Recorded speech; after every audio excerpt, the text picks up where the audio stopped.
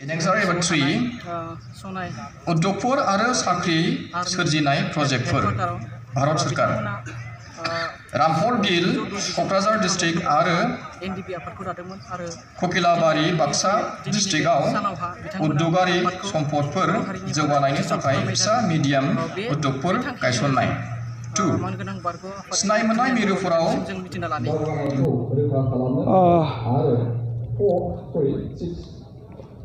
साबायखर मिडिया नोंथांमोन बर'फोरनि थाखाय थांनाय 27 जानुवारि 2020 खालाराव भारत सरकार आसाम सरकार आरो सोमावसारग्रा हान्जाफोरजों मोनसे जारिमिनारि सुक्ति जानानै थाङो। बेनि उननिफ्राय फारियै एनडिएफबि आफादनि आखायाव थानाय हाथियारफोरखौ थांनाय जानुवारिनि 30 तारिखआव गथायनानै होखांनायनि उनाव दिनैनि सानाव एनडिएफबि फोलेरा सनाय डेजिगनेटेड केम्पआव ज' जानानै दिनै मोनसे डिसबेन्डमेन्ट मोनसे सेरेमनिनि गेजेरजों बर'फोरनि गेजेराव थानाय आफाद एनडिएफबिखौ डिजल्भ जाबाय होननानै जों फोसावबाय। दिनैनिफ्राय बर'फोरनि गेजेराव आखायाव हाथियार लानानै सोमावसारग्रा मोनसेबो आफाद थानाय नंला। बेबादि जानायनि उनाव बे ओनसोलाव बर'लेण्डआव मोनसे सान्थिनि थासारि दिनै सोमजिबाय आरो सोमजिबाय आरो जेराव सान्थि दं बेवहाय दिनै जौगासारनाय गोरोबलायनाय अनलायनाय बेबायदिया दिनैनिफ्राय जागायसिगोन होननानै आं आसा खालामो। एनडिएफबि हिसाबै माने सादिनि थाखाय नांदोंमोन बेनि उनावहाय आलादा रायजोनि थाखाय नांदोंमोन। दिनै बे मोननैया जाफुंनि उनावहाय मोनसे बिटिआर सुक्तिनि गेजेरजों जिथुनिखि आलादा न'खर उदांस्रिया फुलफिल जायाब्लानो दिनै एनडिएफबिआ डिजल्भ जाबाय। बे बेलायाव नोंथाङा मा बुंगोन? बर'फोरनि जिथुनिखि सुक्ति जालांबाय बे सुक्तियाव बर'फोरनि थाखाय गोबां बाथ्रा दङ। बेवहाय सन्देह जानांगौनि बाथ्रा गैया। एनडिएफबिआ आरो बर'फोरनि गेजेराव थानाय सोमावसारारि आफादफ्रा बर'फोरनि थाखाय भारतनि संबिधानाव थानाय मोनथायखौ लानानै बा बे मोनथाया आलादा रायजो दाफुंनायनि मोनसे थांखिमोन। आलादा रायजोखौ मोननो हायाखैब्लाबो थांनाय जिथुनिखि सुक्ति बे सुक्तियाव थानाय माखासे दफाफ्रा बेखौ जों आखरे फालिफुंनो हायोब्ला भारत सरकारखौ नारसिननानै इमप्लिमेन्टेसनखौ लाबोनो हायोब्ला बेवहाय बर'फ्रा थोजासे दावगानाय गावनि राव हारिमु गावनि हा हु गावनि गासै बिथिंखौ गोजौ थाखोआव लानानै थांनो हागोन आरो बर'फ्रा दिनै बर'फोरजों लोगोसे बे हायाव थानाय गासैबो जाथि जनगोष्ठीफ्राबो गोबां मुलाम्फा जागोन होननानै जों फोथायदों आरो बेखौनो एनडिएफबिआ खालामनो दिनै आवगायबोदों। बिटिआर एकर्डखौ पिस एकर्ड होननाय जादों। बिनिनो एनडिएफबिनि फाउन्डार रन्जन दैमारि थामहिनबा डिआर नाब्ला बिथाङा दिनैसिम उदाङै जोबथेसालिनिफ्राय गवाखै। बे बेलायाव नोंथांमोननि मा मन्तब्य? बेयो दुखुनांथाव बाथ्रा। एनडिएफबिआ सिजफायाराव फैनानै भारत सरकारजों 10 बोसोर मोनसे सान्थिनि थाखाय रायलायबाय थानाय जादोंमोन। फैयै फैयै एनडिएफबिआ दाखालि दिल्लीयाव मोनसे जारिमिनारि सुक्ति जाखांनायनि जारिमिनारि सुक्तिखौ खालामनो थाखाय एनडिपिनि फाउन्डार प्रेसिडेन्ट डिआर नाब्लाया जेल सिङाव दंबाय थायोमोन। जेल सिङाव थानाय बिथां रन्जन दैमारिखौ लानानै फैनानै बे सुक्तियाव सहि होहोदों। बेजों लोगोसे एनडिपिआ जिहेतु मोनब्रै खावब्रै बाहागोआव आलादा आलादा जानानै दंमोन। बे मोनब्रै एनडिपिखौबो ज'है खौसेयै लानानै फैनानै सुक्ति खालामहोनाय जादों। दिनै सोमावसारारि जिउआव सोमावसारग्राफोरनि जिउआव बेफोरबादि जेल जानाय दुखु खस्थ' बेफोरो लोगोसे फैफायो। डिआर नाब्ला बिथाङाबो सोमावसारनायनि गेजेरावनो दिनै बिथाङा आयेननि गेजेरजों जोबसालियाव थानो गोनां जादोंमोन। जोबसालिनि उनाव सुक्तिनि थाखाय दिहुननानै लानानै फैनानै आरोबाव बिथांखौ जेलाव सोफिननानै दोननाय जि हाबा जि खामानि बियो मोनसे दुखुनांथाव जादों। जों बेनिखायनो बेखौ सोंखारि गोख्रों सोंखारि आरो बेखौबो जों दिनै खावलायबावो जे जिहेतु बेयो मोनसे सान्तिनि सुक्तिमोन, सुक्ति जानायनि उनाव सान्तिया फैनांगौमोन।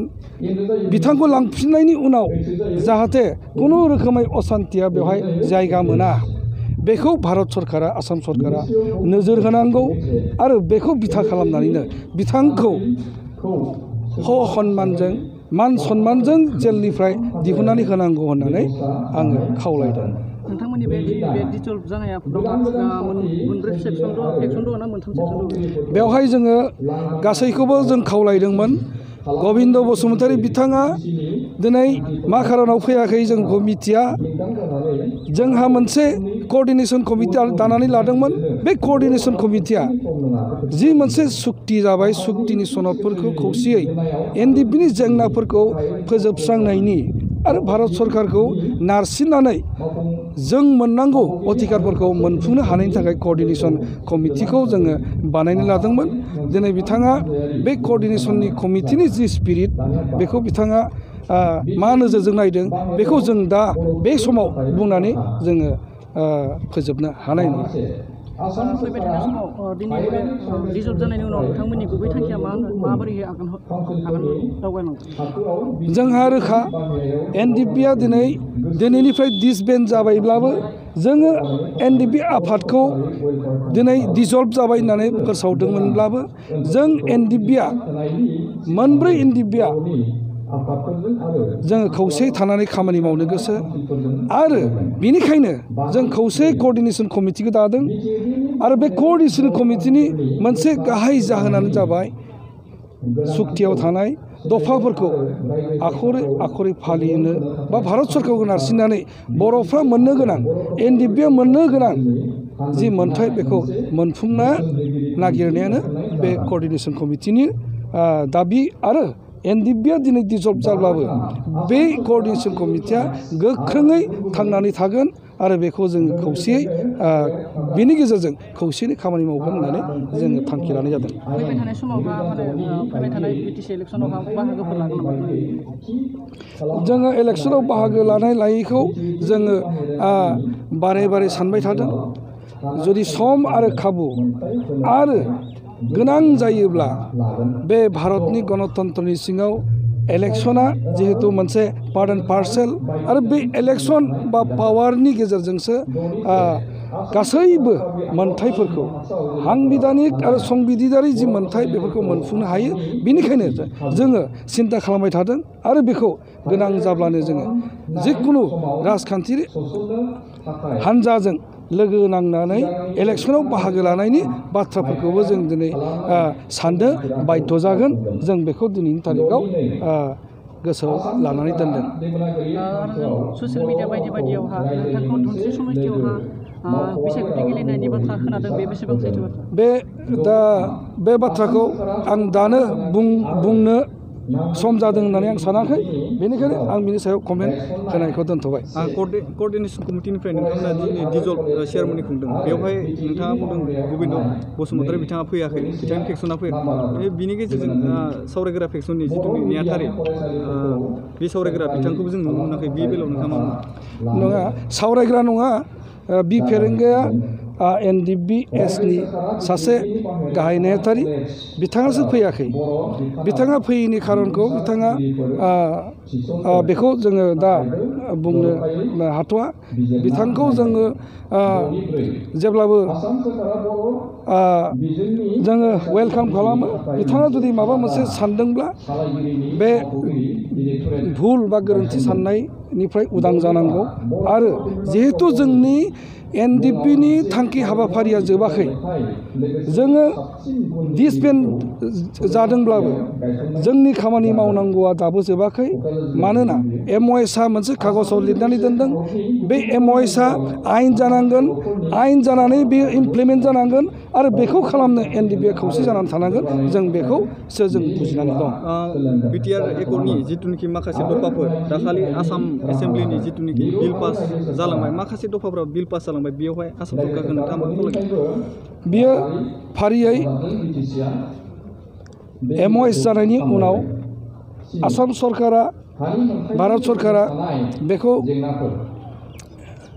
प्रसेस मथे मावखानांगोन आरो टाइम मथे बिथांमोना बेखौ इमप्लिमेन्ट खालामखानांगोन बियो आसामनि मोनसे केबिनेटनि गेजेरजों पास जालाङोबासो बियो मोनसे आयेनाव महर मोनगोन होननानै जों सानदों आरो बे MOSखौ लानानै फैनानै बिथांमोना एसेम्ब्लियाव दिनै केबिनेटआव पास खालामनानै लानाया बे जोंनि थाखाय मोजां खौरां आरो बेबायदिनो जुदि आसाम सरकारा भारत सरकारा थांखि लायोबा मोनसेनि उनाव मोनसे खामानिफोरखौ बारग'लांनो हायोबा जोङो बे एकर्डखौ जाफुंहोनो हागोन होननानै सानदों।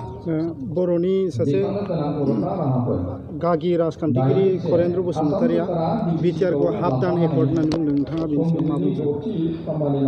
बे बिथांनि पार्सनेल उक्ति आसलते नंगौ बियो आंबो सानदों बियो हाबदानानो जादों मानो होननानै बुङोबा जोङो बर'फ्रा NDPनि गेजेरजों उदां बर'लेण्ड दानायनि बाथ्रा सिमां नुदोंमोन बिनि उनाव संबिधानाव थानाय बिनि प्रभिजननि गेजेरजों आलादा रायजो जोङो सोरजिनो जोङो नाजादोंमोन आलादा रायजोआबो जायासै भारतनि सिङाव थानाय प्रभिजन मथे इउनियन टेरिटरियाबो जायासै आरो दिनै स्टेट उइथिन स्टेट अट'नमास स्टेटआबो दिनै जायासै बेनिखायनो जों बुंनो हायो बर'फ्रा बे सुक्तिनि सायाव सुक्तिया जेरैबायदि जानांगौमोन जों जि बर'फ्रा सोमावसारनानै बा जि मोनसे सेक्रिफाइसनि गेजेरजों दिनै दावहा होबाय बे दावहाखौ नायोब्ला बे एकर्डआ हाबदान आरो बियो थोजासे जायाखै होननानै आं बेखौ गोख्रोङै बुंनो सानदों। नोंथाङा बिनि सायाव गोजोननाय गैया नामा? बेनि सायाव गोजोननाया जिहेतु बियो मोनसे हाबदान एकर्ड बेखौ जोङो थोजासे होननानै सानाखै आरो बिनि सायाव जोङो रावबो आंल' नङा गासैबो रायजो राजा आरो दिनै मेलेमजिबि माखासे सेक्सनफ्रा बिनि सायाव गोजोननाय गैया बेखौ आं फोथायदों।